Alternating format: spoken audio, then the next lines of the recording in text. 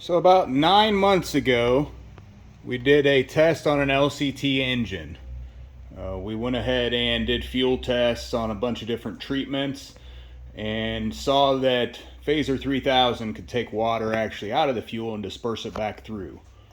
It did take a 5 times treatment rate to get it there. We have had this engine sitting over here, and it's not temperature controlled per se, but it is attached through a couple other entryways to an area that is, but we usually keep those pretty well sealed off. So, been over here quite a while.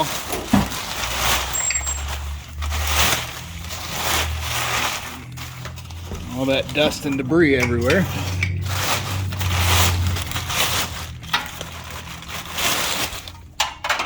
Okay. So what we're going to do here is we're going to pull this thing up. We're going to actually pull the bowl first and see what the fuel looks like. So we're not going to try to start it or anything like that. Let's look down in here real quick and see what we can see. So it had a little bit of a blue tint to it last time. I don't really see any bluish tint to it anymore. Maybe when we get in a little bit better light. There we go.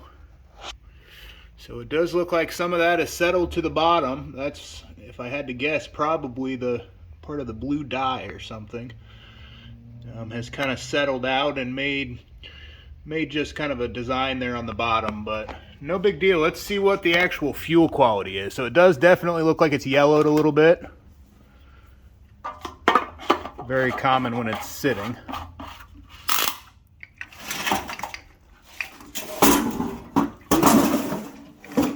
Right. So again, this was in a unheated area of the building, but it is connected, so there's a brick wall. It is connected through there. And this is also unheated. And then we go back through.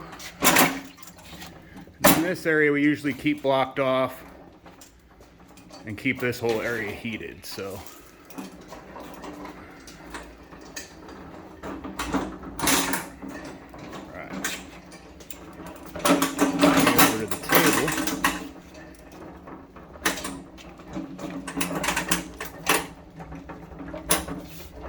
and again, I'm not even going to bother trying to start it right this second. We're going to open it up and see exactly what it looks like in the bottom.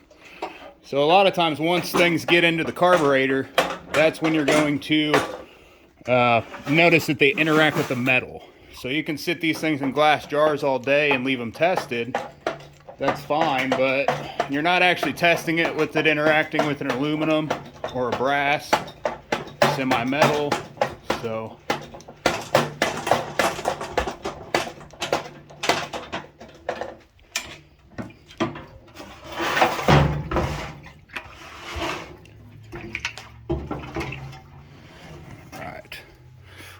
settle for just 1 second.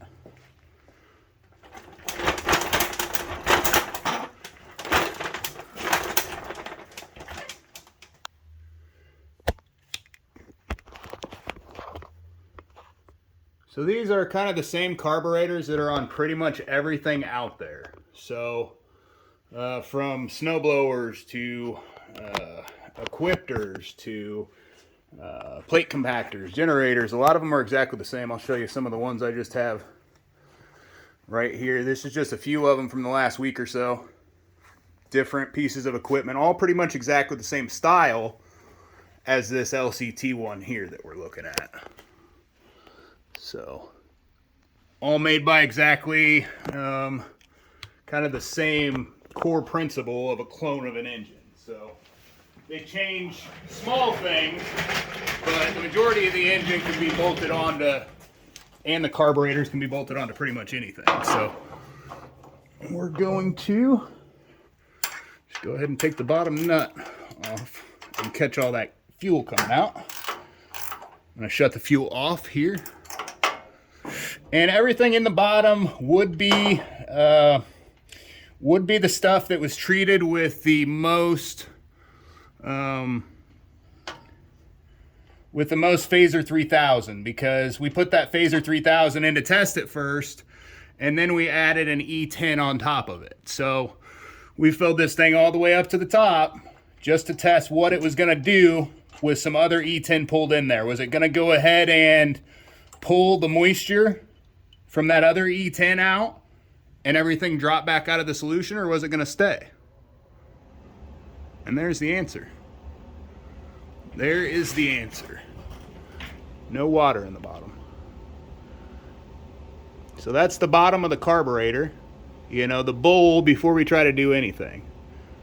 No water at the bottom there. So what that means is that Phaser 3000 did have to be treated at 5 times the amount in order to take the water out of the solution, but it kept that water out of that solution. It actually reversed that phase separation that had happened. So again, the rest of it was an E10, you know, solution. Just regular E10 we purchased. We did not treat it any further. So I think it was 8 ounces. It was treated at a 5-to-1 ratio, and that took care of the entire mixture to keep it good for the entire year. So let's go ahead, and I'm gonna go ahead and pull this bowl off. See if there's anything in the bottom there. Nothing in the bottom there either, so no big deal whatsoever. I'm gonna go ahead and put this back on the bowl, and from there we're gonna go ahead and start the unit. Gasket's not wanting to go up on there. I'm not really too worried about it right now. We're just trying to test start it. It's kind of hard to get them back on there when you're up underneath it like this. Better if you have them off, but that's not going to cause it to leak unless we tip over the unit. So everything else will be sealed. I'll get that back on here in a little bit. Figure out what we're actually going to do with this engine. It was just an extra one we had, so. All right, go ahead and put it to run. We're going to turn this fuel on, and again, there was a little bit of blue dye in the top of the unit there. You could see how it kind of settled, but other than that, no water settled out of the unit at all. So even though this was 5 times treated with the Phaser 3000, it did its job, and it kept that water out, and it didn't pull any more moisture from that E10 solution to make it drop out like most things would. Normally, once you have that water in there, it's amphibious. It wants to grab water from around it, and it doesn't take very much at all, you know, to stop running your unit. Let's see what we got. Start. All right.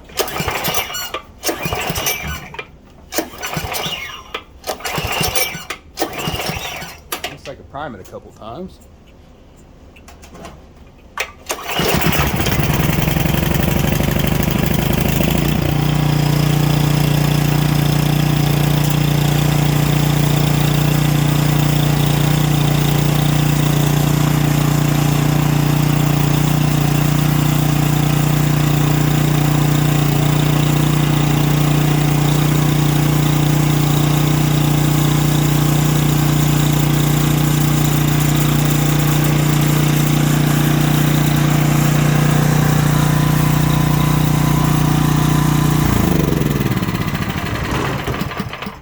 So this is exactly 9 months essentially sitting to do this fuel test. We're in Illinois, so we're not usually going to have it sit for much longer than that. Usually always going to get snow within a 3-month period. That tells you though that the Phaser 3000 keeps working. So that's why we use it. It keeps the water from grabbing out of the moisture from grabbing out of the air also. So again, to reverse phase separation, it takes definitely more than what it says on the bottle, about a 5-to-1, but overall great product. We're real happy with it. Thanks for watching. Like and subscribe.